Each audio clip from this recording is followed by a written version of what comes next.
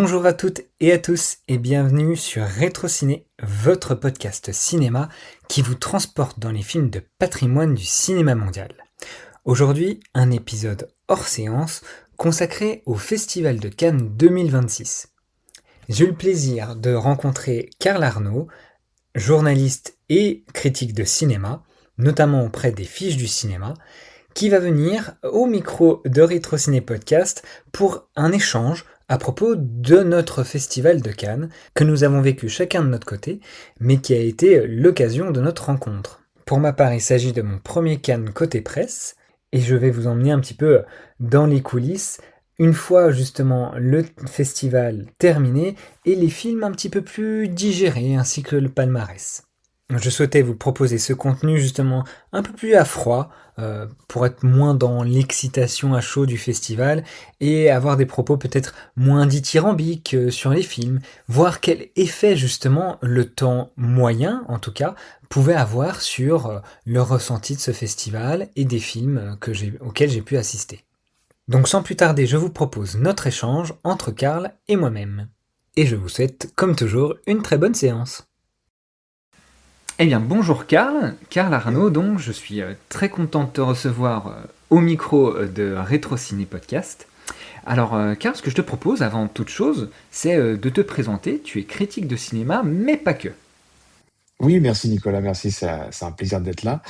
Oui, en fait, je suis critique de cinéma pour les Inrocks et pour les Fiches du cinéma, aussi pour une autre revue qui est elle plus centrée sur le cinéma de patrimoine qui s'appelle l'Avancée Cinéma, et je fais ça depuis à peu près un an. Sachant en plus de ça, toujours pour les Inrocks, je fais aussi des critiques théâtre. Je fais à la fois l'un et l'autre. Et format écrit la plupart du temps, mais aussi parce que ça développe de plus en plus, même je crois depuis pas mal de temps, le format vidéo. Donc j'en fais également pas mal. Et du coup, on peut du coup te lire dans les fiches du cinéma, les Inrocks, et tu as un compte Instagram personnel ? Absolument, j'ai un compte Instagram sobrement nommé karl.h.arn. Et on peut retrouver, je partage à foison, surtout en story, le lien vers les articles. Est-ce que tu as d'autres plateformes réseaux sociaux ou justement tu produis du contenu ? Non, ce sera essentiellement sur Instagram, aussi bien contenu vidéo que pour rediriger vers les articles. Ok, super. Eh bien, Karl, pour expliquer un petit peu aux auditeurs comment on s'est rencontrés. Alors, déjà, notre point commun, on est cinéphile. Et du coup, qui dit cinéphile dit festival de cinéma. Et forcément, c'est à Cannes que nous nous sommes rencontrés. J'ai plus la séance en tête, pour être tout à fait franc. C'était dans la file d'attente pour Peter Jackson pour le Q&A qui était, je crois, le deuxième ou troisième jour. Donc C'était mardi 11h. c'est ça, la file d'attente typique cannoise sous le cagnard avant le palais du festival. C'est l'une de mes premières files d'attente d'ailleurs du festival. Preuve en est que je suis bien Oui, tombé. bah pareil, pareil du coup. Donc pour expliquer un petit peu aux personnes, en tant que presse, on a accès à la billetterie de Cannes qui nous permet de réserver des séances à l'avance, et plutôt J-1, on va dire, ou J+1 plutôt dans ce sens-là. Et on avait tous les deux, sans se connaître, réservé la séance un peu masterclass, rendez-vous avec Peter Jackson. Et les files d'attente cannoises dont Karl parle, ce sont près de 30 à 40 minutes d'attente qu'on doit faire parfois sous le soleil, avec les organisateurs également, toutes les personnes qui participent à l'organisation du festival, parfois sous le cagnard et la chaleur, avant de rentrer dans les différentes salles. Et nous, c'était pour la salle Debussy, si je me trompe pas. C'était pour Debussy, oui, exactement. Toutes les personnes qui regardent plutôt à la télé Cannes, on voit principalement le palais avec la grande salle. Et Debussy, ça va être une salle qui sert un peu plus d'annexe, je dirais, peut-être pour les compétitions, pas toujours la compétition officielle que la plupart des gens suivent, mais plutôt peut-être Cannes Première, et qui sert également pour la presse. Exactement, ouais, ce que j'allais dire. Donc voilà, on faisait cette queue l'un à côté de l'autre sans se connaître avec Karl, et puis Voilà, c'est un petit peu ça la spontanéité du festival. On se met à parler cinéma, on se fait des politesses dans la queue, et puis ben, après ben, on a envie de s'asseoir l'un à côté de l'autre pour assister à la séance ou à l'entretien d'un réalisateur ou d'un acteur, et puis de bavarder. Et on a assez rapidement accroché, je dirais. Oui, oui, puis d'autant plus que tu m'as rapidement dit que tu m'as rapidement parlé de rétro-ciné et du fait que tu parlais de cinéma de patrimoine et ça m'a rassuré. Je me suis dit que j'étais pas tout seul à en parler et surtout qu'on peut être entre guillemets jeune et parler de cinéma de patrimoine. Et aimer les vieux films. Et les vieux films en noir et blanc, ouais, complètement ça. Bah, j'ai envie de creuser un petit peu ce que tu es en train de dire. Pourquoi toi, tu t'intéresses justement à ce cinéma de patrimoine et après, on te retrouve justement à Cannes avec tout ce qui fait l'actualité. Est-ce que c'est une dissonance entre ton travail de critique qui doit être peut-être plus dans l'instantanéité et l'actualité et peut-être ton côté plus passion pour le cinéma? Ouais, parce que moi, j'ai toujours été impressionné parce que quand j'entendais un peu parler autour de moi des cinéphiles qui me disaient qu'ils avaient vu du Lou Beach à 7 ans, du Renoir à 12, du Truffaut à 13, ça m'avait vraiment impressionné parce que moi, c'était pas du tout, mais pas du tout ça.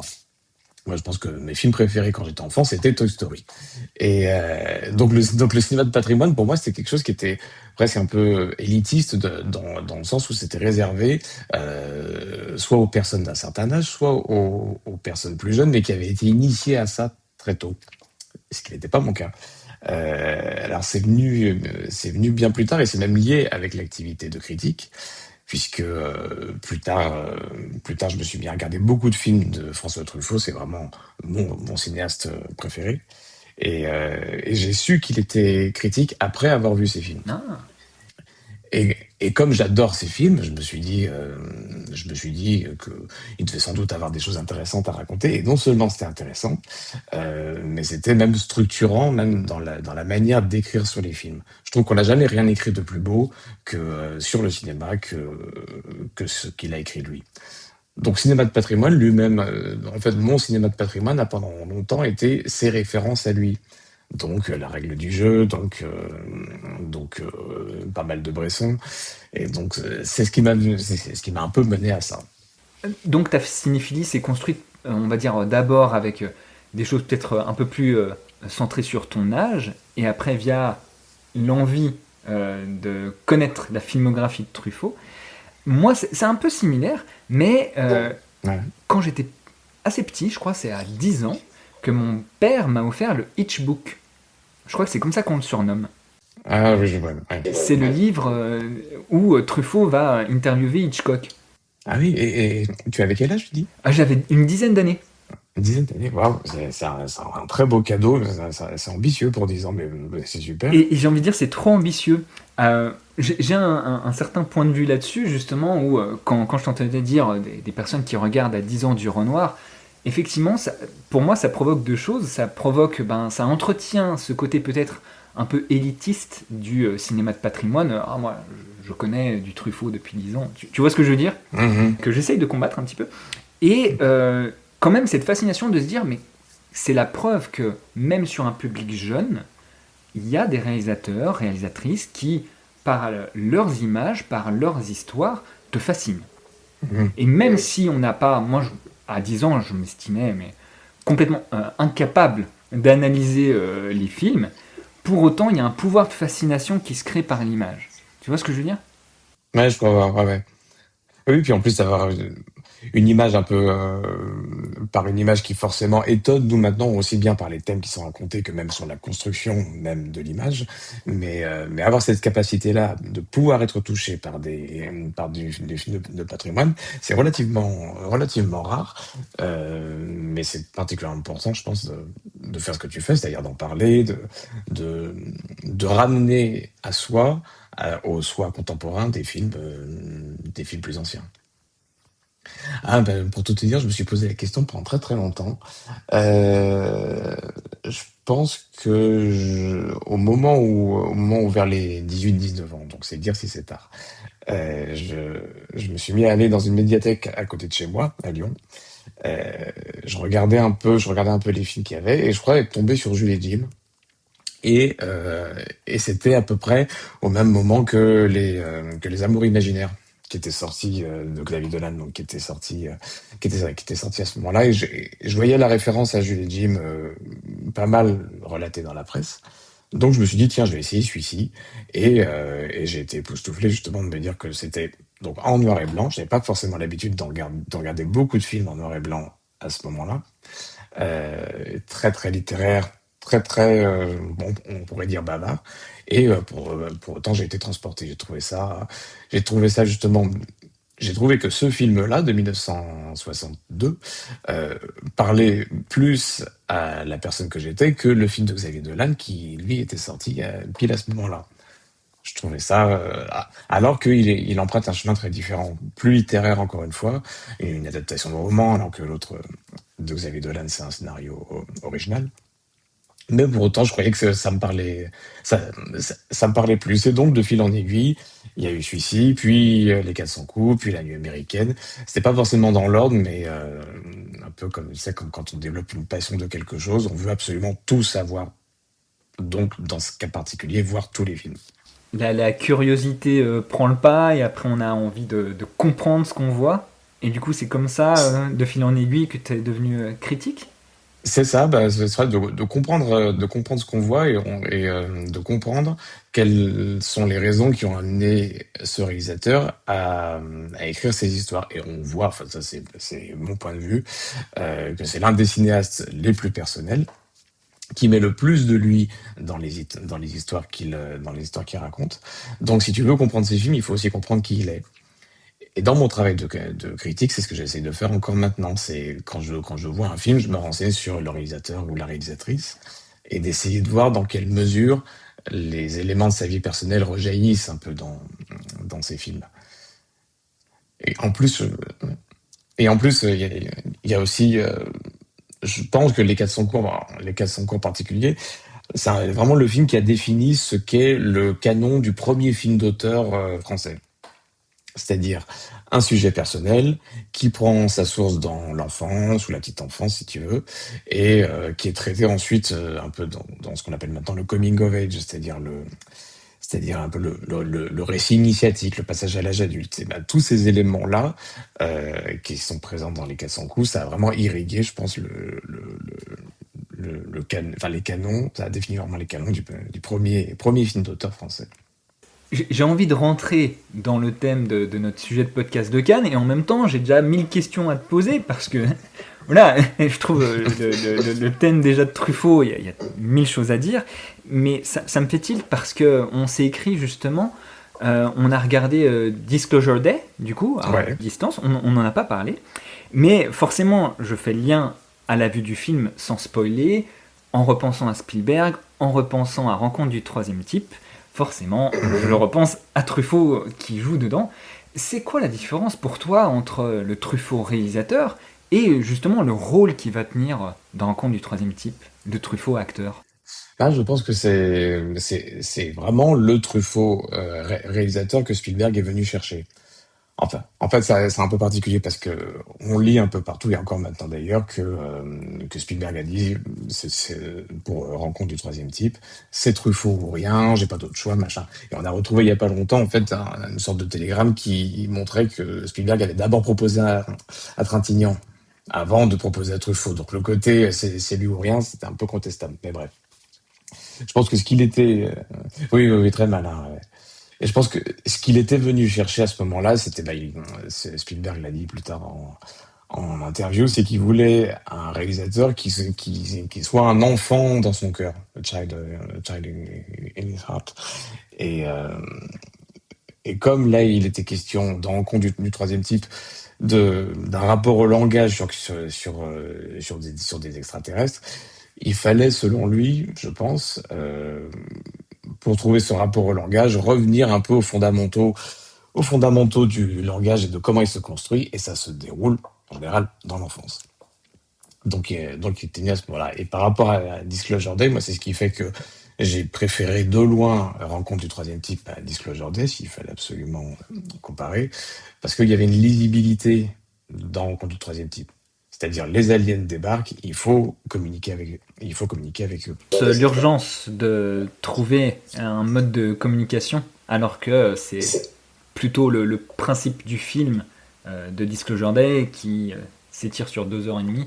C'est ça, puis qu'il y a presque un procédé un peu inverse. Dans Rencontre du troisième type, les aliens débarquent, il faut communiquer. Dans Disclosure Day, c'est on veut communiquer quelque chose et on nous en empêche. Donc c'est sur le fait de ne pas communiquer. Et la structure me semblait bien trop complexe dans Disclosure Day pour émouvoir autant que Rencontre du troisième type m'a ému. Bon. On sent déjà, je pense que les auditeurs sentent déjà le critique et l'analyste de film, parce que tu l'as vu il y a combien de jours ce film? Je l'ai vu il y a à peu près, je sais plus, il y a quelques jours, 3-4 jours, quelque chose comme ça. Ça me fait penser, du coup, on va se lancer petit à petit dans notre thème de Cannes, c'est ce rapport au temps avec les films, où parfois on est à la fois dans l'urgence de sortir une critique, Mhm. et par conséquence l'impossibilité physique, parfois, en tout cas en ce qui me concerne, de digérer le film. Quand on sort d'une séance cannoise et qu'on a prévu un agenda avec 4 autres films dans l'après-midi, comment est-ce qu'on fait justement pour passer d'un film à l'autre Est-ce que tu as une bulle, tu dirais? Est-ce que tu es capable, au contraire, c'est un exercice parce que tu l'as déjà fait, de te détacher et tout de suite pouvoir enchaîner? Comment est-ce que toi, mécaniquement ou psychiquement, tu arrives à faire justement ce lien entre la critique que tu digères, la critique que tu sors instantanément?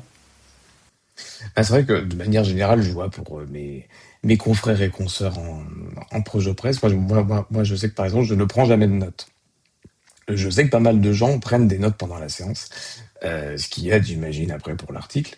Mais moi, je le fais pas parce que bah, déjà, ça donne un côté un peu scolaire qui me dérange un peu. Tu n'es plus vraiment dans l'expérience du film elle-même, tu es dans l'anticipation de l'article à venir. Or, faire une critique, selon moi, c'est rendre compte d'une expérience, c'est pas faire un compte rendu un compte rendu d'un, d'un film, enfin un compte rendu un peu détaillé. Donc, comment Oui, c'est ça. C'est vraiment, c'est pas d'arriver à dire, enfin, selon moi, le métier de critique, c'est pas d'arriver à dire, évidemment, le film est bien, le film est pas bien, ou les acteurs sont époustouflants, etc. C'est d'arriver à comprendre ce qui nous émeut ou ce qui nous ennuie, parfois, souvent, malheureusement, parfois, euh, et d'arriver à comprendre les mécanismes du film qui font que ça nous émeut. Et c'est ce dont il va falloir rendre compte dans le papier qui arrive après. Mais c'est vrai qu'en règle générale, quand on fait une critique en projet presse, on peut avoir, on va dire, une semaine entre le moment où on voit le film en projet presse et le moment où il va falloir rendre l'article. Là, à Cannes, ça dépend des moments, maximum, je sais pas, 3-4 heures. Donc c'est compliqué parce que d'arriver à comprendre ce qu'on a ressenti du film, bon, bah ça, c'est notre boulot et on essaie de le faire au mieux, mais d'arriver à mettre tout de suite des mots dessus, ça, c'est très compliqué. Et on peut rapidement tomber un peu dans des béquilles un peu de critique, c'est-à-dire de parler d'un film mineur, d'un film majeur, de parler des acteurs, du jeu d'acteurs époustouflant, ou d'un film lisible ou pas lisible. Donc, euh, donc comment on fait un peu pour se sortir de ça? Bah, moi, je pense que moi, j'ai ma méthode. Je vais sur l'application Notes de mon téléphone et je note une ou deux idées. Donc pas une critique complète, hein, mais vraiment une ou deux idées. Par exemple, pour reprendre Truffaut et le livre de Hitchcock, enfin le livre Hitchcock-Truffaut dont tu parlais, quand il dit que Hitchcock filme les scènes de meurtre comme des scènes d'amour et filme des scènes d'amour comme des scènes de meurtre, ça c'est une idée. C'est une idée brillante d'ailleurs, brillantissime. Euh, et ça, enfin, c'est ce genre d'idée-là qui va à l'intersection de la mise en scène et du scénario qu'il faut essayer d'avoir quand on sort des films. Et parfois il y a des films qui provoquent absolument pas ça chez nous. C'est vrai on est absolument indifférent. Euh, et même si on a beaucoup aimé, il n'y a pas d'idée qui vient. Mais je sais qu'il y avait un critique de Libération que j'ai rencontré qui s'appelle Gérard Lefort, qui disait normalement pas d'article, pas d'idée. Enfin, pas d'idée, pas d'article. donc il faut rechercher absolument cette idée et l'idée en question, la- l'idée ou les idées. Dans l'idéal, il faudra en avoir deux. Pour un article, cette idée en question, elle peut venir pendant le film, ou elle peut venir immédiatement après. Parfois, elle peut venir plusieurs jours. Mais à Cannes, on n'a pas ce luxe-là de pouvoir prendre le temps. Et Donc, euh, est-ce que justement, ça pourrait avoir pour conséquence des contradictions dans la critique, de manière générale, de se dire, ben, à chaud, voilà la première analyse qu'on en fait, voilà un petit peu l'idée qu'on a vue de prime abord, mais peut-être a posteriori, peut-être même hors contexte, des années après, en se relisant, on se voit, ah mais non, il y avait une autre idée peut-être supérieure ou opposée, ou... c'est vrai on se trompe souvent dans la critique. C'est un métier merveilleux parce que on peut se tromper très souvent. Alors j'aime beaucoup le fait que tu dises que c'est merveilleux de pouvoir se tromper, et ça apporte déjà beaucoup plus de nuances que ce que beaucoup de gens se font de l'idée même de la critique. Que Oui, c'est- c'est figé dans le marbre et ça ne bouge pas. Oui, oui, puis le passage à l'écrit et le fait que les espaces que l'on a pour écrire sont quand même pas non plus, sont quand même pas non plus très grands. On n'a pas le temps de dire oui, mais peut-être bien que, mais je pense ça, mais ce n'est que mon avis, etc. On est obligé d'avoir un style plus direct qui peut laisser penser parfois que on se prend très au sérieux et qu'on dit la vérité sur le film. Alors qu'encore une fois, parler d'un film, c'est parler d'une expérience. Et, effectivement, on peut se tromper aussi, revenir sur un film quelques jours après. Pour être honnête, ça m'est assez peu arrivé. C'est-à-dire que enfin, je fais confiance à mon expérience, et quand je sors d'un film, en général, si j'ai aimé, si j'ai pas aimé, ça, je le sais très vite, et en général, je reviens pas tellement dessus. Ce qui peut arriver, c'est que je revienne dessus, mais des années après. Et donc ça, autant te dire que la temporalité ne permet pas de faire ça. Mais, euh, mais oui, je pense qu'on passe son temps à se tromper, on passe pas son temps à l'admettre, parce que il faut aller un peu à l'essentiel et avoir un point de vue fort. Mais c'est vrai que la temporalité courte de Cannes fait que on peut se tromper, mais il faut sortir l'article rapidement. Donc, il faut un peu lâcher prise sur le fait que l'on puisse se tromper. On va peut-être se tromper, mais ce qui est important, c'est d'écrire là, maintenant, tout de suite, et de transmettre une expérience. Justement, le mot expérience, je crois que tu l'as prononcé 3 fois ces 3 dernières minutes. Quelle est pour toi justement cette expérience du Festival de Cannes? Qu'est-ce que ça représente pour toi? Bah moi, c'était mon premier Cannes en tant que critique. J'étais passé mais vraiment c'était en 2019, sans accréditation ni rien, donc j'étais un peu derrière les barrières. Et je me souviens juste que c'était la montée des marges des Misérables de Lajli. Je me, je me souviens de ça, mais donc du coup j'ai connu l'expérience merveilleuse du Festival de Cannes quand tu n'es pas accrédité, c'est-à-dire que tu peux faire vraiment quasiment absolument rien. Et donc pour moi ça représentait un peu c'était un peu l'idéal, quelque chose un peu presque de l'ordre du fantasme puisque je n'avais pas pu y accéder, donc je pouvais imaginer qu'il se passait énormément de choses. Donc là, l'expérience de Cannes cette année, j'y allais avec, avec beaucoup moins d'appréhension puisque j'avais les clés, j'avais l'accréditation. Donc j'y allais bien plus excité et bien plus enthousiaste, en me disant que que j'allais enfin pouvoir voir le plus grand nombre de films possible. Enfin, c'est ce que je voulais. Et est-ce qu'il y a eu justement une différence entre ce que tu imaginais avant le début de Cannes avec ton accréditation et quand tu le vivais? Beaucoup de gens, j'entends, disent Cannes par exemple, ça va être que des paillettes. Au contraire, beaucoup d'autres vont dire on parle quand même vraiment de cinéma. Quel a été toi ton ressenti d'un point de vue presse, on va dire? Non, pour moi, Cannes, ça représentait un peu le pire et le meilleur. C'est-à-dire le meilleur dans le sens où ça reste ce que je pense aujourd'hui, c'est un peu le meilleur du cinéma mondial qui va être présenté durant 10 jours. Et puis le pire, parce qu'il y avait effectivement tout ce côté paillettes, ces soirées, celles auxquelles on est invité, celles auxquelles on ne l'est pas.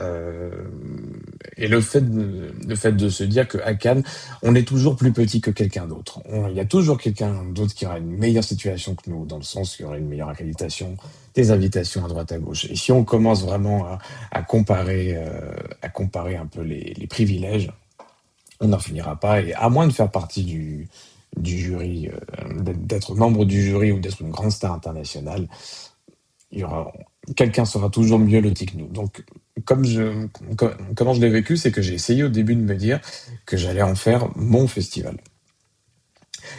Parce que les gens qui iraient là-bas en se disant je veux voir le plus de films possible et je veux faire toutes les soirées et compagnie. Alors c'est peut-être possible, mais je ne sais pas vraiment si c'est souhaitable. Je pense que le plus important, c'est De te faire de ton propre can en fonction de ce que toi tu aimerais y trouver. c'est ça, et aussi de pas surestimer ses capacités. Autrement dit, 5 films par jour, c'est beaucoup trop. Enfin, je sais pas comment, en fait, je sais vraiment pas comment les gens font, parce que nécessairement le cinquième film en pâtit, c'est pas possible autrement. On n'est pas des machines. Et, euh, et déjà, moi je sais que j'en étais à 3 films par jour, 4 maximum, mais j'avais la possibilité, si je voulais, d'en faire plus, enfin, c'est-à-dire d'aller à 5 films par jour. Mais je voyais pas vraiment l'intérêt. Est-ce que ça développe pas quand même aussi ce sentiment de frustration, j'ai envie de dire, quelque part, de se dire, je vais peut-être manquer quelque chose. Tu vois ce que je veux dire?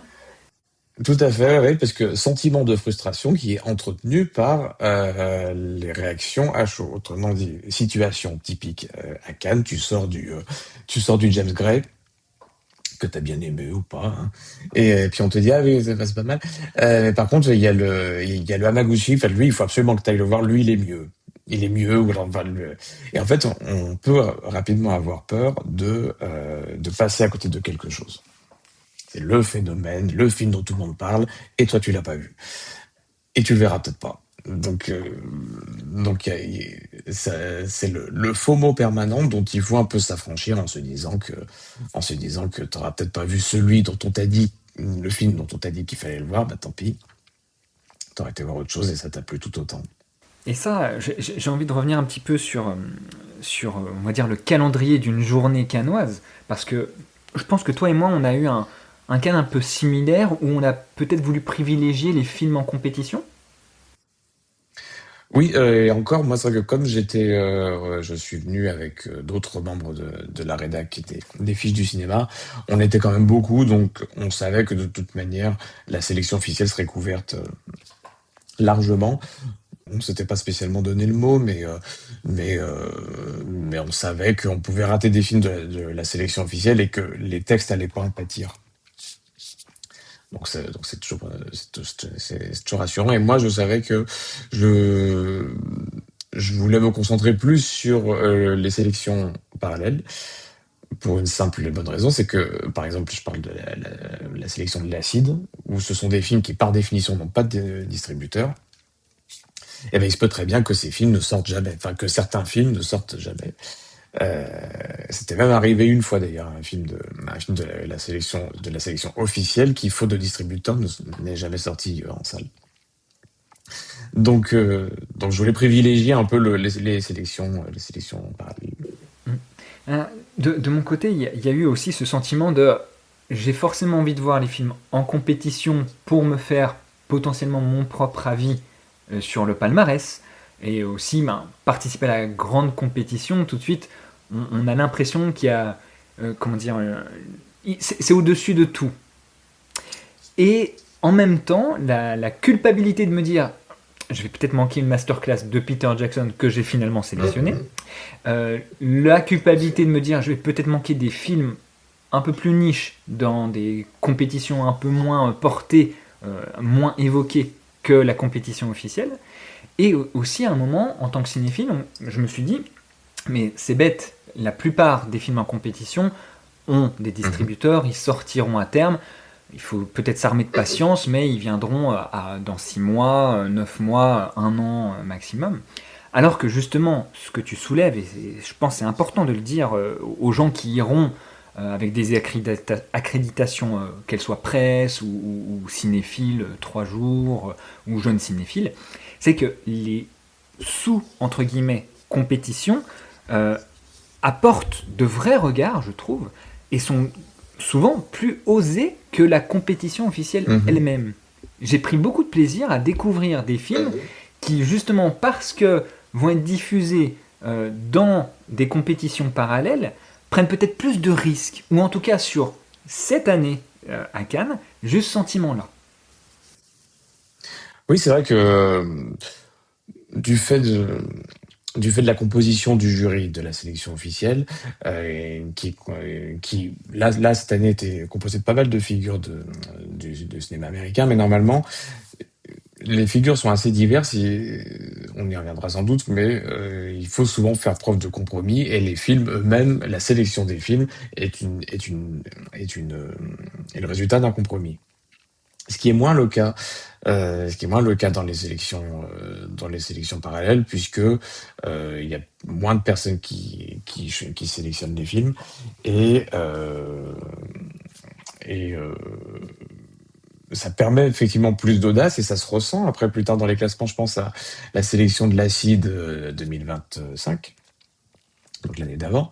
Il y avait eu par exemple l'Aventura de Sophie Le Tourneur qui était présenté, qui était à l'acide, mais qui a ensuite été dans les top 1 des cahiers du cinéma ou de Criticad. Donc, ça en général, les sélections parallèles sont le lieu de plus de propositions visuelles et parfois radicales. Ah bah, justement, on évoque la sélection du Festival de Cannes. Est-ce que pour toi, maintenant que le festival est passé, ça a été ce qu'on appelle un peu un grand cru? Ou est-ce que ça a été divisé en deux temps? Pas mal de collègues ou de festivaliers disaient ben, que la première semaine était plus délicate et que le festival s'est réservé pour la deuxième semaine. Toi, quel a été ton ressenti final? Non, pour moi qui suis resté sur toute la durée, j'ai effectivement préféré la deuxième semaine parce que alors je sais pas si c'est le fruit du hasard ou si dans la programmation ils ont vu ça, mais les films qui moi m'ont le plus touché dans la sélection officielle, hein, j'entends, ont touché parfois positivement comme négativement, bon, on y reviendra.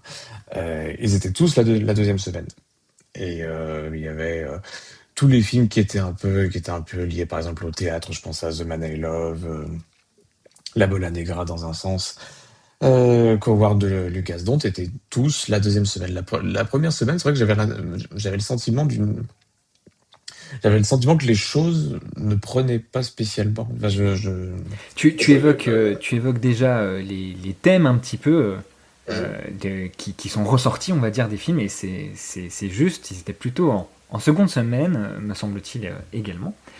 Euh, j'ai envie de revenir un petit peu sur l'ambiance du festival, de ce que le festival crée, volontairement ou non.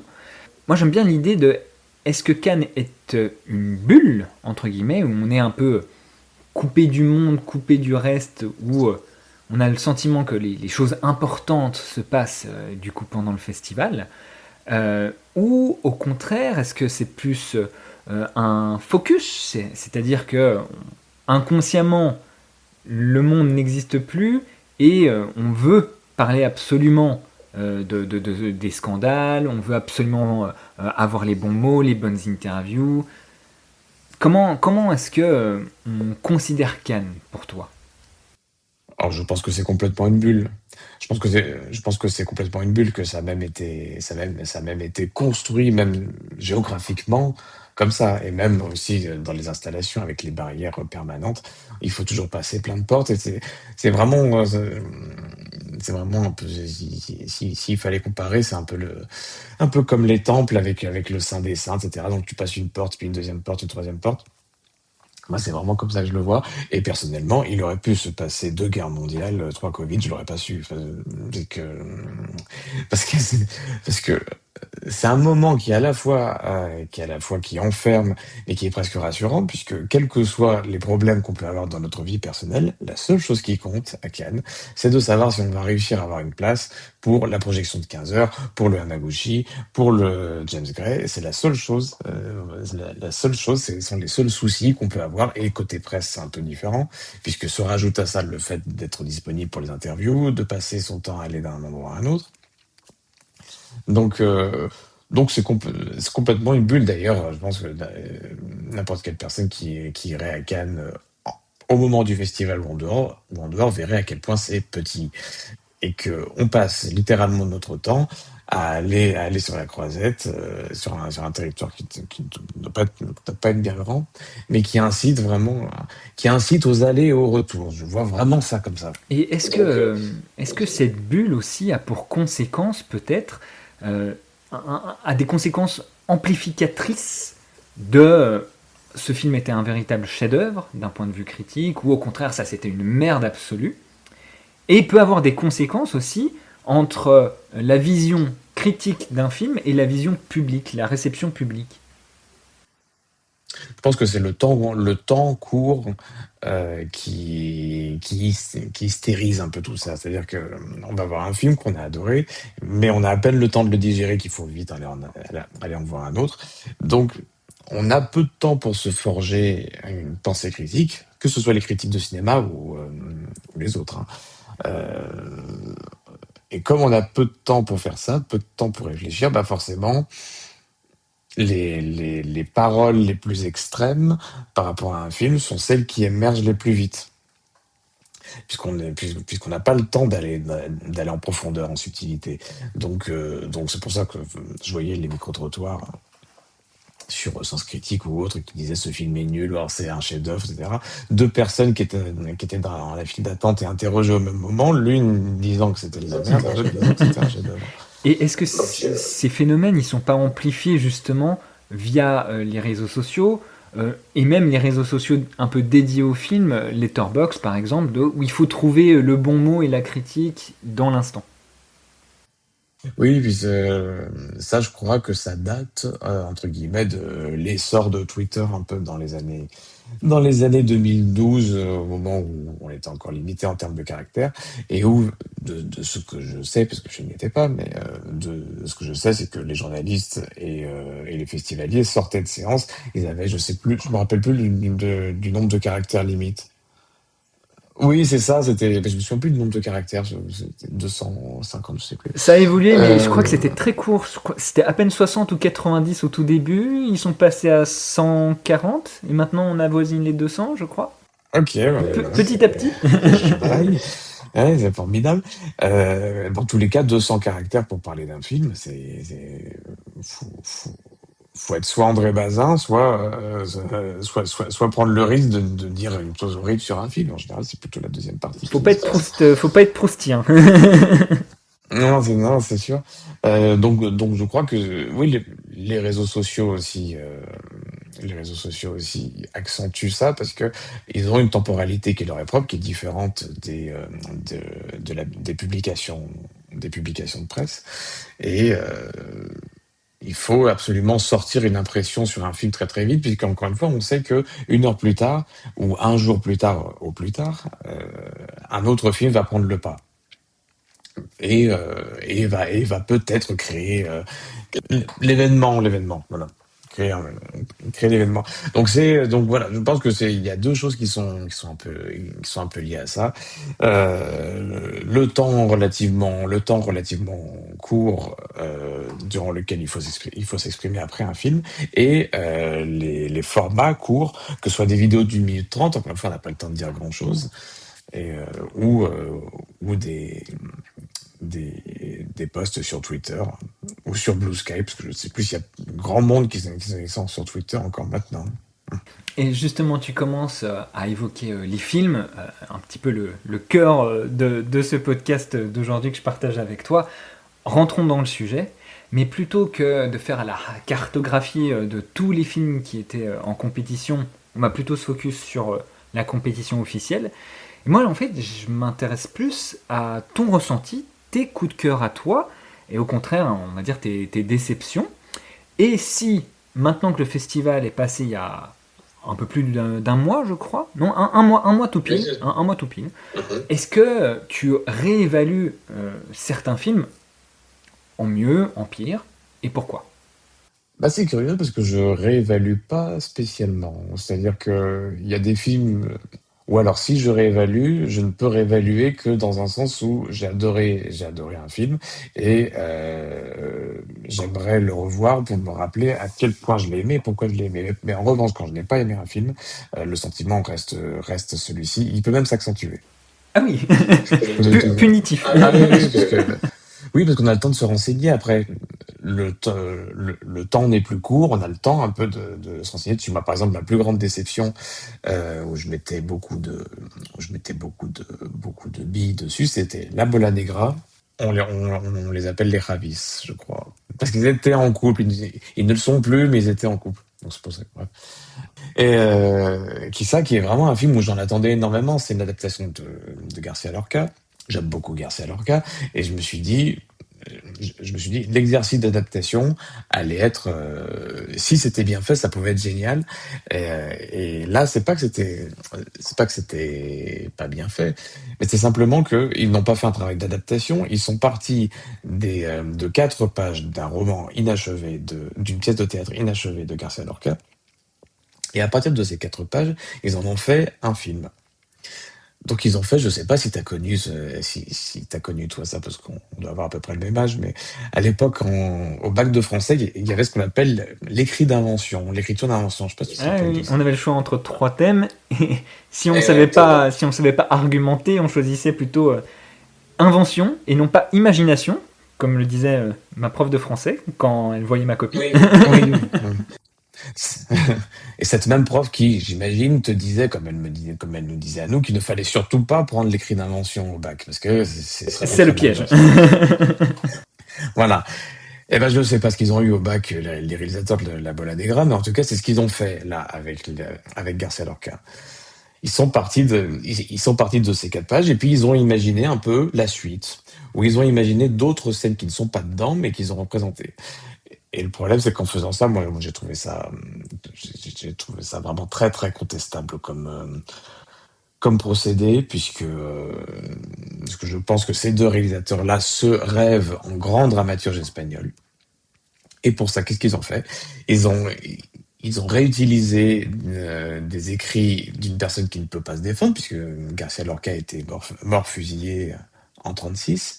Et donc, ils cherchent à être un peu des grands dramaturges espagnols eux-mêmes, et pour ça, recherchent l'adoubement forcément rétroactif de quelqu'un mort il y a presque 100 ans. Est-ce qu'ils Donc voilà, recherchent pas aussi l'adoubement de leur... comment ils l'appellent, Dieu, je crois, Almodovar. Ils ont dit quelque chose sur Almodovar? Il me semble qu'ils se référaient à lui en tant que leur Dieu. Oui, bah tant qu'à faire, oui, oui, bah, oui, oui, puis Cervantes, tant qu'on y est aussi, bah oui. Mais, mais ça m'étonnerait pas de leur part. Or, moi, j'avais vu une partie de leur série qui s'appelle Las Mesias, qui était diffusée sur Arte, et que j'ai trouvé extraordinaire. Donc c'est pour ça que j'en attendais beaucoup. Et c'est pour ça que quand on en attend beaucoup, en général, si on est déçu, on est très déçu. Et si on est content, on est ravi. Bon, bref. Et ce film, du coup, pour ceux qui n'ont pas suivi le palmarès, ça a remporté le prix de la mise en scène, si je ne me trompe pas. Absolument. Ex aequo avec Fatherland de Polikovski. Ouais. Du coup, c'est intéressant. Toi, tu n'as pas du tout aimé ce film, en connaissant aussi le travail des réalisateurs précédemment. Mhm. Est-ce que ce prix aurait pu leur être remis par un effet un peu de surprise? Pourquoi, à ton avis, il est quand même reparti avec ce prix-là? Est-ce que ça symbolise quelque chose de ce film? Ah, j'avais euh, j'avais lu un jour ce qu'avait dit Truffaut, parce que Truffaut était dans le jury du Festival de Cannes une seule fois. Et il racontait un peu, enfin, il a jamais manqué de dire tout le mal qu'il en pensait. Et lui, ce qu'il racontait, c'était que c'était essentiellement c'était toujours du compromis. On va essayer un peu de faire plaisir à tout le monde. Et lorsque on a deux films qui par exemple, ont une vraie proposition, qui vraiment ont secoué le jury, mais qui sont assez contestés, eh ben, on va préférer prendre un film un peu en dessous, qui lui va mettre tout le monde d'accord sur le fait qu'il est bof. En gros, mieux vaut un film bof qui va emporter l'adhésion, plutôt que plutôt que un ou deux films bien plus inventifs, qui travaillent beaucoup plus la forme filmique, mais qui vont être contestés. Qu'est-ce qu'il vient faire avec donc Fatherland, qui est le voyage de Thomas Mann avec sa fille, de l'écrivain Thomas Mann avec sa fille dans l'Allemagne des années 50. Intéressant quand même parce que et tu l'as vu justement Fatherland. Ouais, non, mais... J'ai appris lors de la conférence de presse que pareil le réalisateur avait pris quand même énormément de liberté vis-à-vis de cette histoire, que il n'avait pas été accompagné de sa fille mais plutôt de sa femme, que bon, on va spoiler un petit peu, mais à un moment le frère justement du personnage interprété par Sarah Hüller, qui est la fille du coup de Thomas Mann, décède. Dans le film, on nous montre qu'il va assister à l'enterrement, alors que dans les faits, apparemment, il n'y serait pas allé. Il prend aussi ses libertés. Pourquoi est-ce que, sur Fatherland, si tu as davantage aimé le film, pourquoi est-ce que cette proposition d'invention, encore une fois, aurait pu plus te parler que La Bola Negra? Parce que je crois que dans un cas, celui de Fatherland, on brode à partir des faits, de la réalité, pour basculer dans la fiction. Dans le cas de La Bola Negra, on brode à partir d'un texte, à partir de l'écriture, Et je suis très attaché au texte. Je suis très attaché au respect un peu de l'auteur. Donc, proposer quelque chose à partir des faits ne me dérange absolument pas. Mais travestir un texte dans des intentions que je décrivais plus tôt, c'est-à-dire pour se rêver soi-même en grand auteur, c'est beaucoup plus contestable. Le point est noté. On a eu la déception. Quel a été ton coup de cœur? Moi, mon coup de cœur, ça a été The Man I Love, le film de Ira Sachs avec Rami Malek, pour lequel qui est non seulement mon film préféré de Cannes, mais qui est aussi, je pense, un des meilleurs films que j'ai vu depuis 10 ans. Pour raconter très vite fait de quoi ça parle. Donc ce sont les derniers jours, les dernières représentations d'un artiste de cabaret / acteur / chanteur, qui participe aux répétitions d'une comédie musicale en sachant que ce sera parmi ses dernières représentations, enfin en sachant son sort inéluctable, pour le dire autrement. Et j'ai trouvé ce film merveilleux dans la manière dont il montrait l'espace scénique comme étant quelque chose de très fragile, menacé par la maladie, puisque je ne sais pas si je l'ai dit, mais il est atteint du VIH, le héros. Donc j'ai trouvé ça non seulement très subtil, mais aussi dans la manière de représenter la fragilité du théâtre comme étant un peu une manière un peu un souffle vers la vie. En fait, c'est un film qui, sous ces airs de parler de la mort de quelqu'un, transcende ça par le biais un peu de la musique sacrée, il y en a beaucoup, pour en faire une sorte de représentation de la passion. C'est ça que j'ai trouvé génial. C'est cette religiosité, cette religion appliquée au monde du spectacle. Je trouvais ça génial. Tu parles de fragilité. Je trouve le mot assez représentatif du film et aussi de l'interprétation de Rami Malek. Vraiment, j'ai été incroyablement surpris. Parce que Rami Malek, j'ai un rapport un peu binaire avec lui. Il y a des films où il me laisse un petit peu froid, on va dire, où je retrouve ces mimiques qu'il a assez souvent. Et là, je l'ai redécouvert dans ce film, véritablement.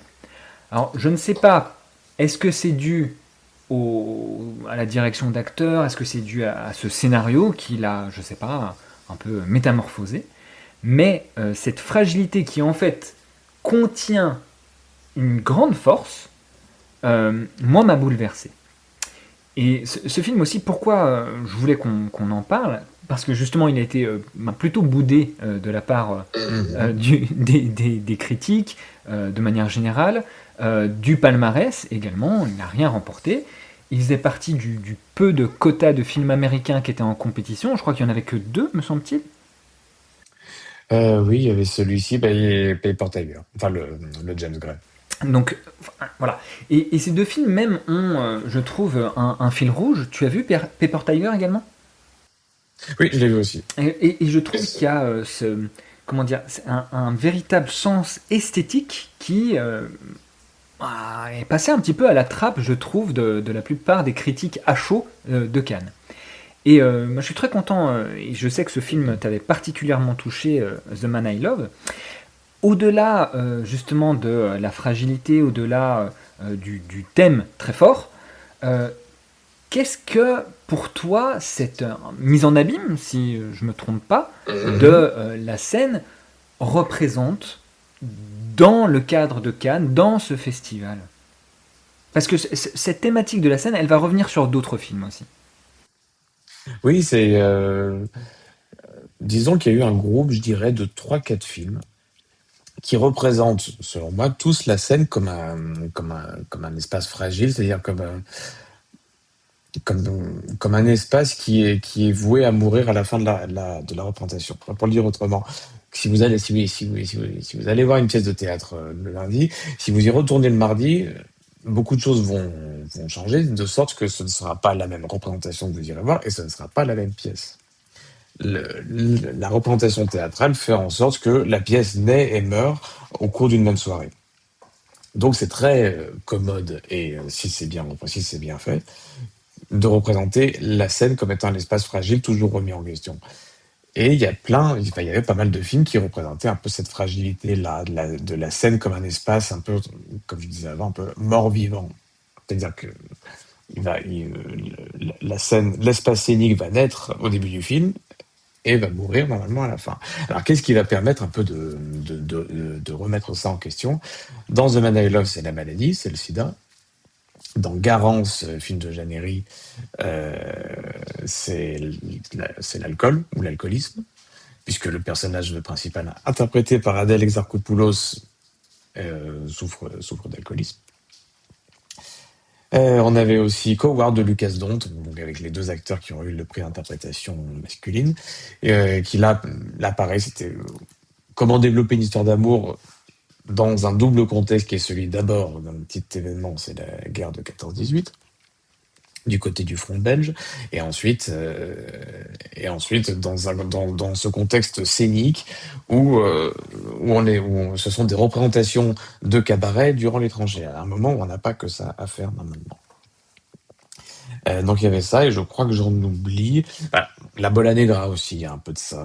Ça m'embête un peu de le dire, mais oui, il y a quand même un peu de maîtrise dans la mise en scène d'un moment scénique de théâtre dans le film, avec Penélope Cruz qui joue dedans.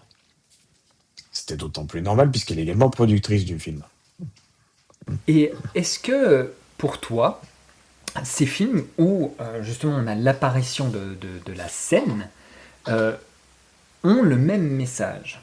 Pourquoi je te pose cette question? C'est parce que mon ressenti à moi personnel, Mhm. entre par exemple Coward et The Man I Love, n'ont pas du tout la même fonction. Dans Coward, ça va plutôt être... euh, c'est assez, c'est assez clair aussi dans le film. C'est un outil aussi un petit peu pour renforcer les troupes, leur donner du courage, de la motivation, presque enfin, c'est à la limite de la propagande peut-être parfois. Mhm. Et à l'inverse, dans The Man I Love, je trouvais que c'était seulement sur scène où le personnage de Rami Malek était vrai, était réel, était réellement lui-même en accordance à son identité. Et que en dehors de la scène, on ne sait pas on sait pas véritablement qui il est. Il passe d'un homme à l'autre, il a ses secrets, il est mystérieux, il apparaît, il disparaît. Et il n'est vraiment que lui, et à la fin, malheureusement, il est identifié via la maladie, mais il n'est vraiment que lui Mhm. sur scène. Et donc pour moi, le message de Coward et le message de The Man I Love ne sont pas les mêmes sur ce que représente cet espace scénique. Oui, c'est-à-dire soit le lieu, euh, oui, oui, voilà, de manière ontologique presque, c'est-à-dire que c'est soit le lieu où on est intrinsèquement vrai, ou c'est le lieu de la fausseté, la fausseté de partout, mais ça se serait considéré que la scène n'est que théâtrale, alors que justement la scène, euh, le théâtre, supposé que ce soit le mensonge, moi je pense que c'est effectivement plutôt un lieu de vérité, mais c'est de montrer la scène sur le fait plutôt de se mettre en scène en face des autres. Et pour se mettre en scène en face des autres, en général, on peut beaucoup utiliser le mensonge, pas mal la vérité aussi, mais c'est intéressant le parallèle que tu fais. Je l'avais pas vu comme ça, tu vois. Oui, sur la fonction de la scène, un peu. Et toi, justement, qui es critique de cinéma et critique de théâtre, comment est-ce que ça fonctionne pour toi, un petit peu, cette collision des deux arts, mais au sein d'un film? Ben, c'est vrai que j'essaye d'abandonner, de mettre vraiment de côté mes critères, mes critères théâtre lorsque je vois un film, et d'abandonner complètement les critères film lorsque je vais voir une pièce. Ça paraît évident dit comme ça, mais en réalité, quand on va, il y a pas mal il y a pas mal de scènes, de pièces représentées, notamment à Paris, pas aussi ailleurs, qui utilisent beaucoup la vidéo. La vidéo, c'est devenu un élément de mise en scène typique cinéma, mais qui se retrouve beaucoup au théâtre. Et à l'inverse, et à l'inverse, pas mal de films qui utilisent, comme on vient de le dire, le théâtre comme objet de cinéma. Donc, pour pas que ça s'entrechoque, ouais, j'essaie de considérer vraiment un film avec ses critères de mise en scène de film et les éléments de théâtre avec les critères de mise en scène de théâtre. C'est pas si compliqué en réalité. Oui, oui, très juste. Justement, là, ça m'a fait pop dans ma petite tête. Le dernier film que je voulais évoquer en lien avec la scène, c'est le Soudain de Hamaguchi, où on a justement la rencontre du personnage de Virginie Efira et le personnage d'une metteuse en scène japonaise en France, qui elle va mettre en scène son propre fils ainsi qu'un grand acteur japonais sur une scène où se passe à la fois une interprétation de ce grand acteur et la liberté de son fils qui, je ne sais plus quelle maladie précisément il a, une forme d'autisme, je crois. Alors pour tout te dire, je ne l'ai pas vu celui-ci.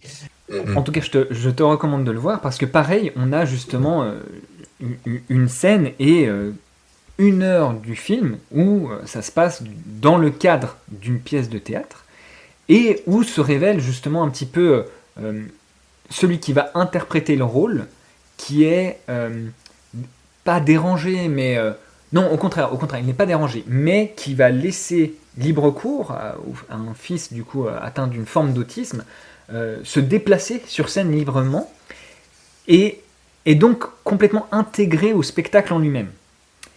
Et le film, je veux pas trop te spoiler du coup, mais va un peu briser le mur qui n'existe pas au théâtre, mais qui existe dans la salle de cinéma, en donnant des instruments de musique pour que les spectateurs jouent de la musique pendant la représentation théâtrale.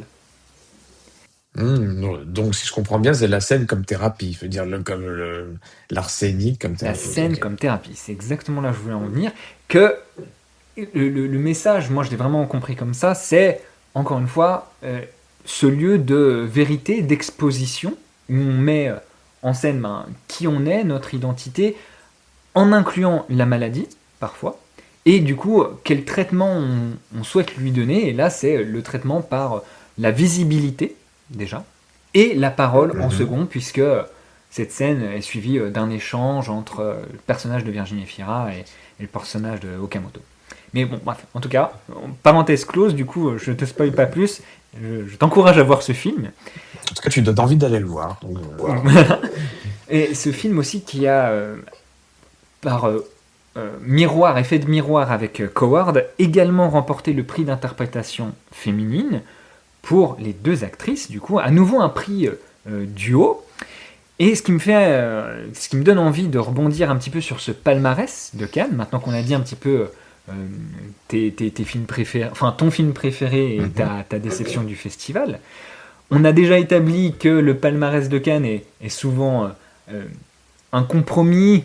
Mais qu'est-ce que ça traduit pour toi de l'évolution du jeu des acteurs que les prix d'interprétation aient été remportés dans les deux cas par des duos? Hein, ça m'a tilté. Ouais, c'est intéressant parce que je pense que ça dénote une volonté du jury d'apprécier le jeu et non pas une actrice ou un acteur. Et donc en général, pour être brillant, il faut quelqu'un qui leur donne la réplique. Il faut on peut rarement, en tout cas au cinéma, être brillant ou brillante seul. Donc je pense que soit ça avait commencé, il me semble que ça a commencé même bien avant La vie d'Adèle quand même, euh, avec les deux qui avaient eu en plus la Palme d'Or. Enfin, elles avaient reçu la Palme d'Or là-dedans. Donc je pense que ça a quand même créé un précédent, La vie d'Adèle. Et je pense que ça dénote une volonté un peu du jury, oui, des duos, mais qui ne sont pas en plus. On aurait pu penser que ça aurait été du compromis. Ça avait été, ça avait été un duo et ou une personne seule, ou même plus qu'un duo. Là, en réalité, c'était particulièrement pertinent dans les films qu'ils ont choisi de sélectionner un duo. Enfin, c'est presque même l'aspect dual des films en question qui leur ont fait obtenir un prix. Et je pense pas qu'une personne du duo aurait permis un peu que le film reçoive ce prix-là.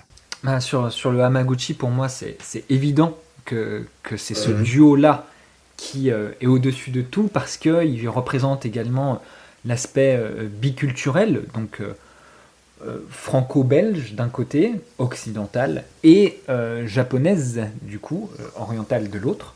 Et le jeu également sur les langues, parce qu'on passe du français au Mhm. japonais, et vice-versa. La francophone va parler japonais à un moment, et l'interprète japonaise va se mettre au français. Donc c'est vraiment ce jeu de miroir, moi, qui me plaisait. Et chose intéressante, on sent dans les conférences de presse données a posteriori Mhm. du prix qu'il y avait une vraie complicité, une vraie rencontre des deux femmes entre Efira et Okamoto. Et j'ai été surpris, peut-être que ça t'a fait aussi cet effet, lorsque les deux garçons pour Coward Mhm. reçoivent le prix d'interprétation. Alors, je ne veux pas me risquer sur les noms, mais l'un des deux a dit oui, c'était pas évident au départ de se trouver. On n'arrivait pas à communiquer, on n'était pas connecté. Il y a eu un travail pour qu'à un moment, voilà, quelque chose se débloque dans notre jeu, dans notre complicité à l'écran. Que moi, alors j'ai absolument pas vu en regardant le film, j'ai trouvé Mhm. dès le Je départ suis d'accord. absolument formidable justement d'entente. Et il sous-entendait qu'en coulisses, justement, ça n'a pas été si simple. Qu'est-ce que, pour toi, tu penses, ça a pu se passer pour qu'à l'écran, en tant que spectateur, on n'ait pas du tout ce ressenti-là? Bah, je pense déjà que quand on est acteur ou actrice et qu'on débarque sur un plateau, il faut arriver à être à mi-chemin entre la personne de l'acteur ou de l'actrice qui sont et le personnage. C'est pour avoir une véritable création. Le personnage tel que nous, on le voit à l'écran, ce n'est ni complètement l'actrice ou l'acteur, et ce n'est ni complètement le personnage. C'est quelque part entre les deux. Donc tu prends cette problématique-là et tu la multiplies par deux pour avoir un duo. Il faut avoir un duo qui ne soit ni personnage un plus personnage 2, mais qui soit les deux ensemble. Et donc ce que le prix essaye de montrer selon moi, c'est pas le jeu de l'un et le jeu de l'autre, c'est le jeu des deux ensemble et ce qui se passe entre les deux. Donc les acteurs et les actrices étant quand même justement des professionnels et des bons professionnels pour avoir eu un prix pareil, euh, je pense que c'est qu'ils ont justement réussi à mettre un peu leur rapport personnel de côté pour ne penser qu'en termes de personnages, pour ne penser qu'en termes de ce qui apparaît à l'écran, de leur création à eux. Et, euh, et puis en plus, ça rejoindrait, dans le cas des deux garçons de Coward, ça rejoindrait un peu la longue liste des acteurs qui pouvaient pas s'entendre sur un plateau, ce qui a pas empêché des films magnifiques. Pour terminer un petit peu sur le palmarès, qu'est-ce que tu en retiens, toi, de ce palmarès de Cannes 2026? Qu'est-ce qu'il traduit? Est-ce que tu penses que c'est un bon palmarès de compromis ou au contraire, est-ce qu'il y a eu des fulgurances? Est-ce que les prix également à Cannes représentent encore quelque chose? On a Emmanuel Mar qui était étonné, lui, de recevoir un prix du scénario. C'est vrai que personnellement, je ne le voyais pas remporter ce prix-là spécifiquement. Est-ce que les prix sont interchangeables? Ah, c'est vrai que dans ce palmarès-là, pour reprendre voilà, l'exemple d'Emmanuel Mar, ça a peut-être été le côté symptomatique que qu'on peut donner des prix, non pas en consolation, parce que le film d'Emmanuel Mar, à titre personnel, et j'étais pas le seul, on l'imaginait aller bien plus haut. Bien qu'il n'y ait pas spécialement de hiérarchie, que c'est pas infamant d'avoir le prix d'interprétation plutôt que d'avoir le prix de la mise en scène, enfin le prix du jury, enfin le prix de scénario. Donc, je ne sais pas si les prix veulent dire spécialement quelque chose. Je pense que l'important c'est d'avoir un prix. Euh, et par contre, quant à se demander de la pertinence du prix, je crois qu'après dans le temps et dans l'esprit des spectateurs, je crois que ça fait peu de différence qu'il ait eu le prix du scénario et pas le prix du jury et pas le machin. Le tout, c'est que le tout, c'est qu'ils aient au moins.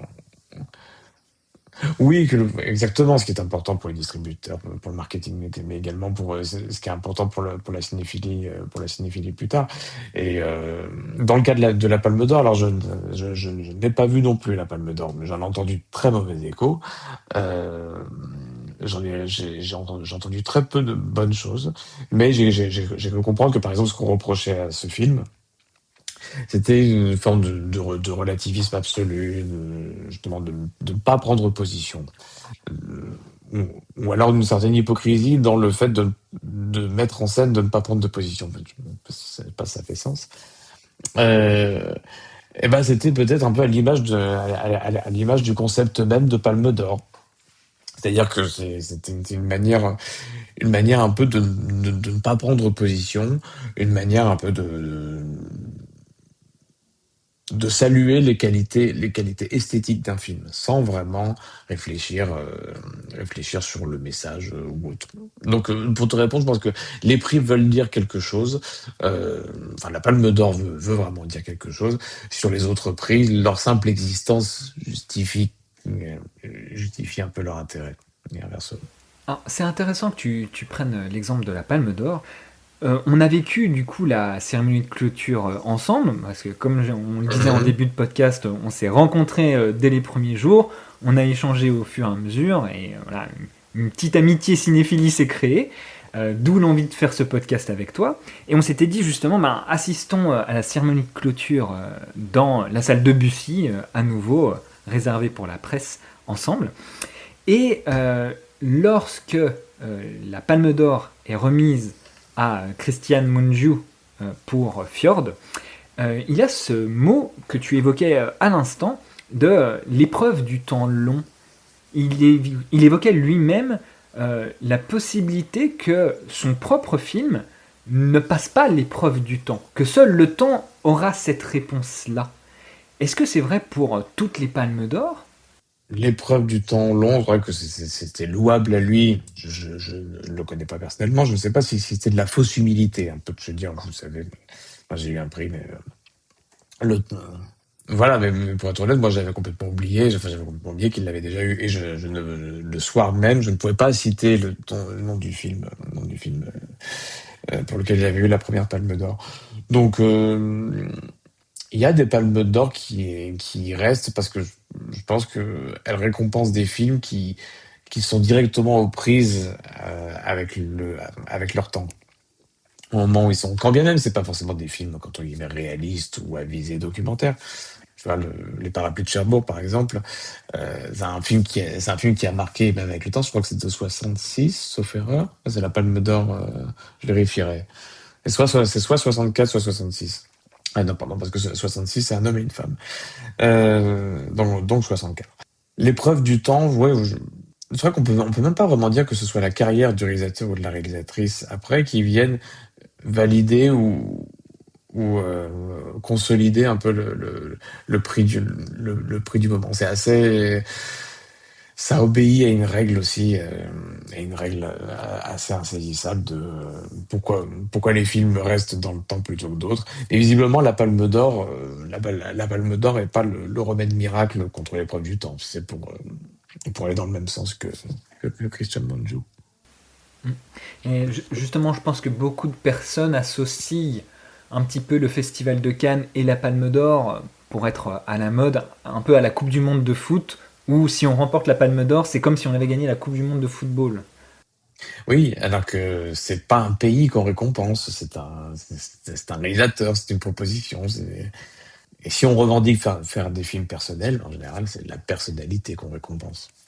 Et écoute, ce que je te propose, on a déjà fait une bonne heure, voire 1 heure et demie d'enregistrement, avec des thèmes, voilà, j'ai encore 1000 questions, mais peut-être pour terminer le podcast de manière un peu plus légère, c'est que tu nous partages, toi, tes petites anecdotes, parce que Cannes, sur 2 semaines, on en vit des choses, on en croise des personnes. Est-ce que tu as quelques anecdotes personnelles à nous partager? Et après, dans un second temps, de terminer un petit peu par un petit jeu où on va revenir un petit peu sur ta cinéphilie personnelle. Tu parlais de Truffaut. Peut-être que tu auras d'autres choses à nous dire, d'autres films à nous donner envie de voir. Est-ce que tu as je sais pas, rencontré quelqu'un, que ce soit en interview ou en dehors, même de la bulle cannoise, qui t'a marqué Ouais, là, c'était un film qui était présenté à un certain regard, qui s'appelle Congo Boy et qui a reçu d'ailleurs l'acteur du film a reçu le prix d'interprétation de pour la sélection Un certain regard dans le cas de la sélection. Et donc j'avais eu l'occasion d'interviewer donc Rafiki Fariala, c'est le réalisateur du film et l'acteur principal du film. Et donc une fois l'interview finie, je leur dis ce que j'ai dit en début de podcast, donc le canon du premier film d'auteur français, c'est-à-dire sujet personnel, qui prend sa source dans l'enfance, la petite enfance, et en général coming of age ou récit initiatique. Et donc je lui dis ça au réalisateur, et il me dit, mais c'est de Truffaut, ça, non? Il me dit, ce que j'avais dit, c'était Truffaut. Il arrivait à citer que c'était du Truffaut, et même je crois que c'est dans la préface du film Les films de ma vie, qui est un livre donc écrit par François Truffaut, qui reprend en fait des critiques à l'époque des cahiers. Il m'a dit ça, je dis bon sang. Donc du coup, c'était ça après l'interview et c'était vraiment dommage qu'il aille sur une autre interview parce que visiblement il connaît beaucoup Truffaut.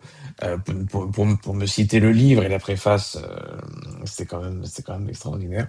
Donc je serais bien resté discuter longtemps, mais malheureusement ça ne s'est pas fait. Donc voilà, c'est un peu niveau anecdote, voilà ce que j'ai. Sinon après c'était un festival de Cannes tout à fait classique, avec la billetterie à 7 heures du matin, ce rythme épuisant, mais globalement oui, un très beau festival. Donc, si tu devais résumer en quelques mots, une phrase maximum, ce Cannes 2026 et tes attentes pour Cannes 2027. Cannes 2026, je dirais qu'il y a beaucoup de propositions de cinéma, beaucoup de propositions sur la forme filmique et sur la construction des films. Pour reprendre l'exemple d'Emmanuel Mar, qui a eu le prix du scénario alors qu'il a dit je tourne sans scénario.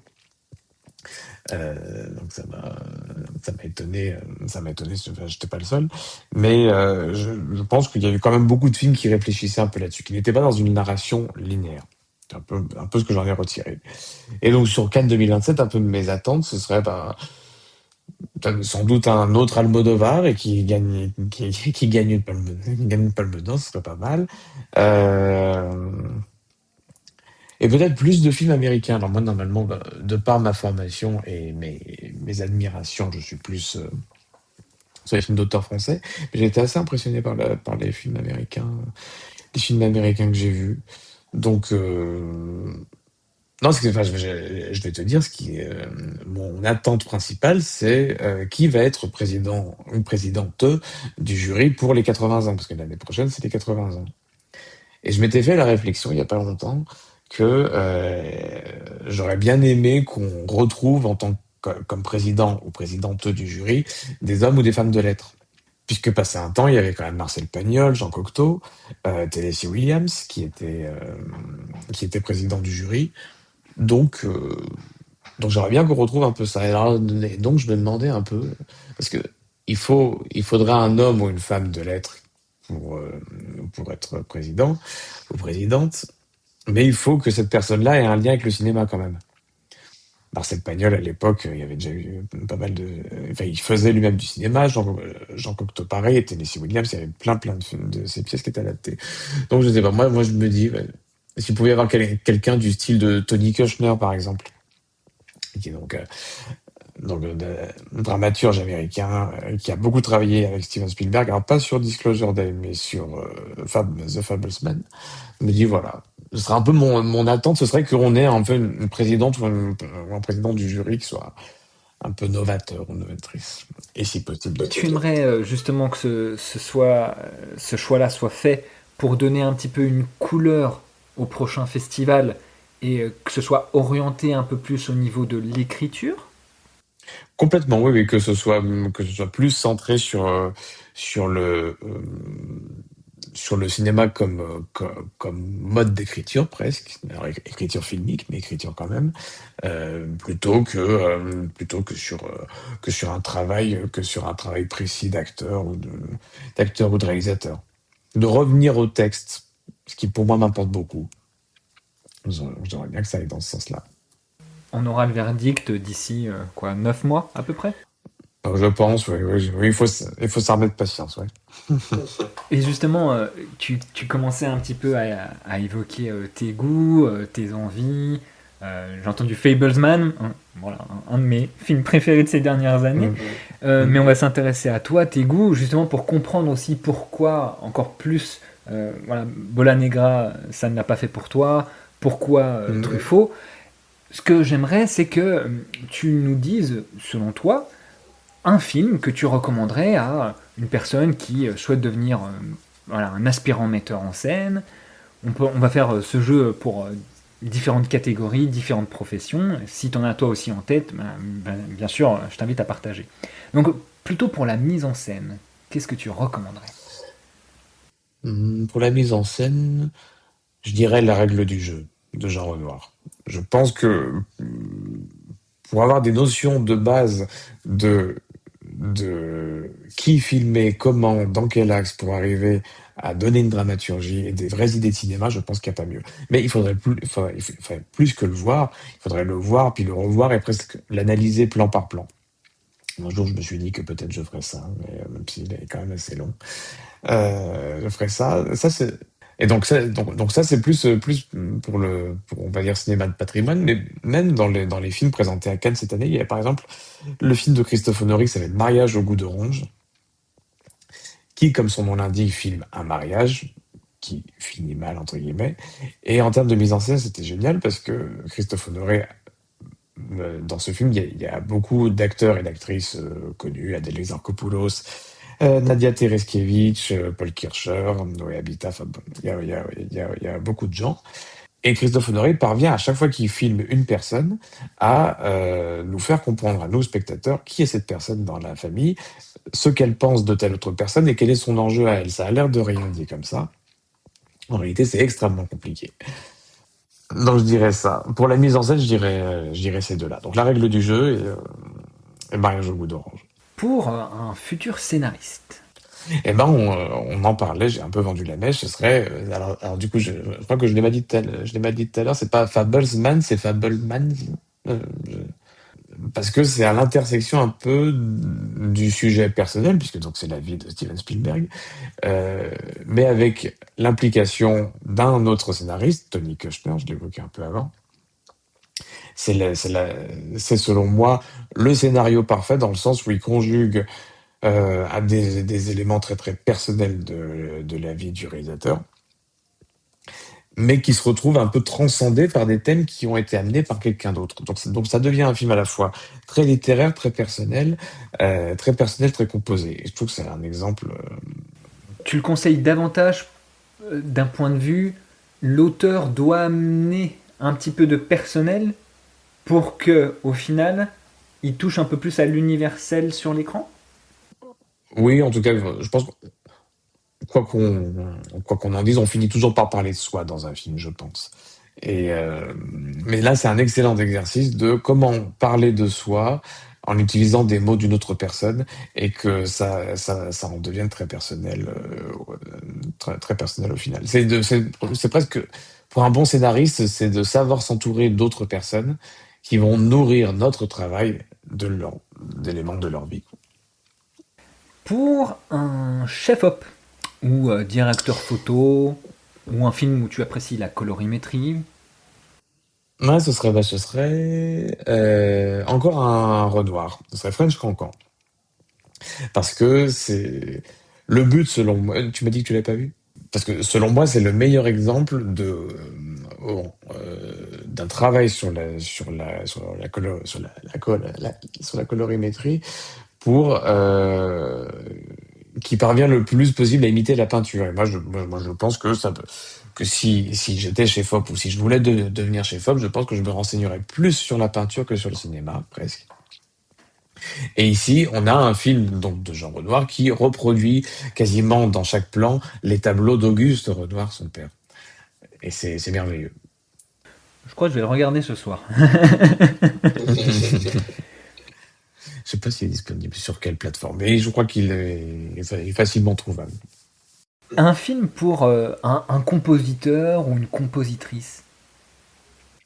Ce serait Eyes Wide Shut. Euh, alors plus pour les parties justement composées par Jocelyn Pock, celle qui a fait les éléments au piano qu'on entend, des notes très simples finalement. Un procédé qu'on retrouve dans Une bataille après l'autre par exemple, avec une bande son uniquement composée de notes. Donc si on voulait être compositeur, je pense aussi avant d'envisager des grands orchestres symphoniques à la John Williams. Un peu déçu d'ailleurs de sa partition dans Disclosure Day. Je l'ai connu, bref, après tout, il a 94 ans, donc bon, peut-être pas trop pour demander, puis il a fait tellement de chefs-d'œuvre. Donc oui, si je voulais devenir compositeur, j'essaierais d'abord de maîtriser la simplicité avant de vouloir aller vers le grandiloquent. Mais est-ce que c'est pas difficile justement de maîtriser la simplicité de manière générale, je veux dire, il faut avoir un sacré niveau, je trouve, pour être capable de vulgariser ou de simplifier les choses, et c'est ce qui les rend belles. Oui, c'est vrai que c'est toujours très compliqué de faire simple. Enfin, dans les films, j'ai toujours eu ce sentiment-là que on veut bien faire, on se complique la tâche à le faire techniquement pour que l'image, enfin que ça le rende à l'image. Et au final, je me rends compte, en tout cas dans ma cinéphilie, que c'est Mhm. au plus simple dans la mise en scène, la réalisation, que je me dis, c'est une maîtrise totale. Tu vois, c'est Ouais, exactement ouais. l'opposé. On sait que le réal ou la réalisatrice est capable de faire des folies, et pourtant, des fois, ils se retiennent, ils vont à l'essentiel, et ça marche encore mieux. Oui, puis je pense qu'il faut un grand degré de maîtrise avant de pouvoir être dans la simplicité.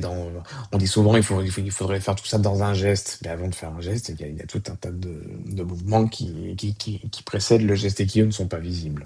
Eh ben, ça me donne envie d'une autre catégorie. Alors, je ne sais pas si on y arrivera un peu de tête, mais pour un meilleur premier film, admettons, un futur réalisateur va faire son premier film. Quel est pour toi le meilleur premier film qui a été réalisé par un réalisateur? Oh, bah, je pense que vous me voyez venir, c'est les 400 coups. Euh, les 400 coups, mais parce que vraiment, donc, au-delà de l'influence qu'il a eue, je sais qu'il y a un documentaire qui est sorti il y a 2-3 ans, un documentaire de David Teboul qui parle qui s'appelle François Truffaut, le scénario de ma vie. C'est en fait un documentaire sur une autobiographie que Truffaut voulait écrire. Et donc, avec pas mal d'éléments inédits. Et on se rend compte que absolument tout dans les 400 coups, absolument tout, même quand on pensait que c'était des éléments romancés, enfin, qui appartenaient à la vie d'un autre, en réalité, absolument tout est de la vie de Truffaut. Donc, quand on veut faire son premier film, je crois qu'il faut mettre le plus de soi possible.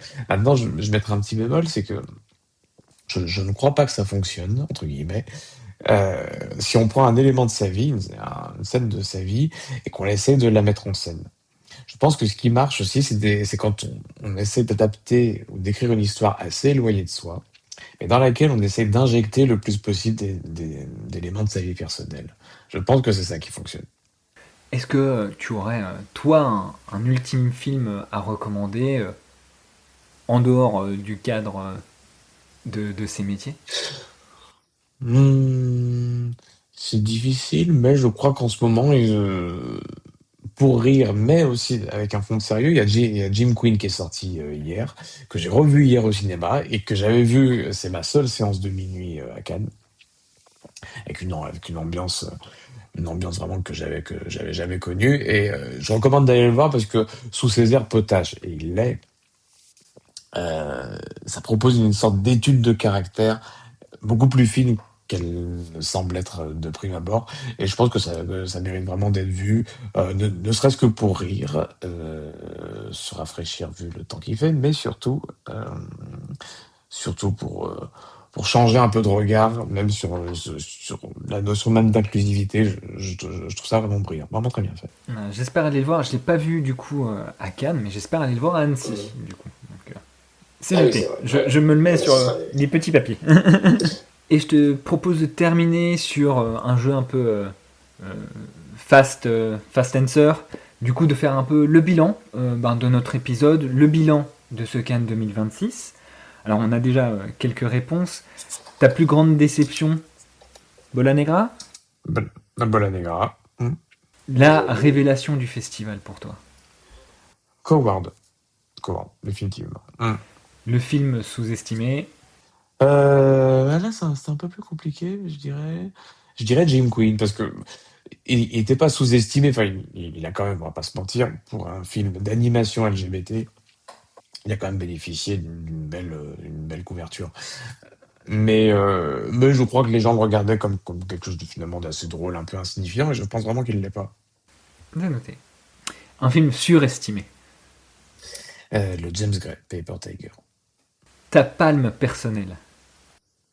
Ce sera The Man I Love de Ira Sachs. Le film que tu reverrais en premier. Et en premier, parce que vu que je l'ai pas aimé, mais presque ça m'obsède et je veux vraiment arriver à savoir précisément ce que j'ai pas aimé. Pourquoi ce sera la Bola Negra, aussi curieux que ça puisse paraître. Euh, ah ouais. Et parce que il ressort le 17 décembre, je crois, enfin en tout cas en décembre. Donc il va falloir attendre 6 mois, plus même. Tu aurais le temps de te 6 mois pendant les. renseigner encore plus, même si tu l'es déjà. Bah oui, puis d'autant que j'ai été jusqu'à me renseigner, dont je parlais des 4 pages de Garcia Lorca, j'ai été jusqu'à les trouver. Ces 4 pages, elles sont pas facilement trouvables. J'ai été de voir dans l'intégrale de la Pléiade si elles y étaient pas, elles étaient. Et on constate qu'il y a rien dans ces 4 pages, il y a vraiment rien. Donc ils ont inventé énormément de choses à partir de pas grand-chose. Voilà. Et une question qui me tient un petit peu à cœur et qui va me permettre de boucler l'épisode un petit peu en revenant à notre échange du début. Un film que tu recommanderais à quelqu'un qui n'aime pas le cinéma d'auteur. Au début de l'épisode, une question que je voulais te parler, que je voulais te proposer aussi dès que tu l'as dit, tu parlais des films en noir et blanc. Et que beaucoup de personnes dans le public justement hésitent, ont peur d'aller voir des films en noir et blanc. Nous deux, on aime bien le cinéma de patrimoine, donc effectivement, on mange un peu plus de noir et blanc que le grand public. Mais lequel tu recommanderais donc j'oriente un petit peu, un cinéma d'auteur noir et blanc, lequel tu recommanderais justement, au-delà de de ceux que tu as cités de Truffaut, pour une personne qui n'est pas habituée à voir ce genre de cinéma, qui le considère comme du cinéma purement élitiste, pour un petit peu casser son image de ce type de cinéma de patrimoine? Hum, je pense que je mets au défi quiconque de voir La Grande Illusion de Renoir encore et de ne pas trouver l'image magnifique. Là où on se rendra compte que c'était pas vraiment du noir et blanc, c'est du noir et gris. C'est de l'argenté blanc. Il y a tellement de nuances qui font que ça finit par toucher tellement chaque plan est composé, chaque plan est magnifique. Et surtout dans ces variations de noir et de blanc, on a l'impression de voir le reflet de quelque chose de très beau. Alors que normalement, ça reste plat, mais en réalité, on voit quelque chose d'émouvant. C'est une très belle recommandation de fin. Mhm. Karl, merci beaucoup pour ton temps. Merci d'être venu, Merci à toi. d'avoir répondu positivement à mon invitation de venir dans le podcast et de partager ce moment. Notre petite bulle, du coup, post-Cannes. On a eu besoin de digérer pendant quelques semaines, de se couper un petit peu du cinéma après Cannes, parce que c'est vrai que ça prend de l'énergie, autant mentale que physique. Et là, très content de reparler cinéma avec toi, d'avoir découvert un petit peu ta cinéphilie, d'avoir parlé également du métier de critique. J'avais encore jamais évoqué le cinéma avec un critique directement au podcast, plutôt la cinéphilie. Donc vraiment, merci aussi pour ce partage, et j'espère que ça va permettre un petit peu de casser certains préjugés que le grand public peut avoir sur le métier de critique. Je te propose qu'on se revoie, parce que j'ai passé un très bon moment. Avec grand plaisir. Et puis, Peut-être à Cannes 2027, qui sait? bien sûr, puis en plus, il y a une chose à retenir un peu de ce podcast et tout ça, c'est si vous êtes à Cannes dans les files d'attente, discutez autour de vous. Qui sait ce qui peut se passer? Si j'avais pas parlé à ce monsieur, je ne serais pas là aujourd'hui. Et genre, je me dis que j'aurais raté beaucoup de choses, ça aurait été très dommage. On aurait raté un bon moment. Oui, c'est ça. Mais oui, les rencontres, les festivals, ce sont des rencontres avant tout. Et voilà, c'en est terminé pour cet épisode spécial consacré au Festival de Cannes 2026, en compagnie de Karl, que je remercie chaleureusement. Je remercie également vivement le Festival de Cannes pour l'opportunité d'avoir pu assister au festival et d'avoir pu justement découvrir tous ces beaux films. J'espère évidemment pouvoir y assister l'année prochaine ou dans les années à venir à nouveau. J'encourage tous les cinéphiles évidemment à tenter leur chance ou s'ils le peuvent assister au moins pour les jeunes cinéphiles aux 3 jours cinéphiles de Cannes. C'est une chance incroyable de pouvoir découvrir ces films en avant-première, des films de tout horizon qui justement ouvrent un petit peu les portes du cinéma. Ma saison des festivals n'est pas terminée puisque je vais enchaîner avec le Festival international du film d'animation d'Annecy, un festival de chez moi, de mes origines haute-savoyardes, auquel j'ai assisté plusieurs fois par le passé, et ce sera la première fois que je fais côté presse, donc j'ai très très hâte. Et si vous voulez en savoir plus, eh bien je vous donne rendez-vous déjà au prochain épisode de Rétro Ciné Podcast. Si vous voulez suivre également un petit peu mes aventures pendant les festivals, je vous invite à suivre mon compte Instagram ou mon compte TikTok où je vous mettrai justement des petits reels à propos de mes journées de type vlog jour après jour de mes belles découvertes en salle. Et enfin, si vous aimez le podcast et que vous souhaitez qu'il continue, merci de votre soutien. N'hésitez pas à me laisser une petite note, une petite 5 étoiles sur Apple Podcast. C'est vraiment un grand soutien, ça donne du baume au cœur et ça encourage encore plus à vous proposer ce type de contenu en collaboration ou alors les séances que je fais moi tout seul où j'essaye d'analyser, de décrypter pour vous des films et de vous transmettre pourquoi ce film vaut le coup d'œil. Donc voilà, si vous souhaitez m'encourager, vous êtes les bienvenus. D'ici là, je vous dis à très bientôt pour une prochaine séance de Rétro Ciné.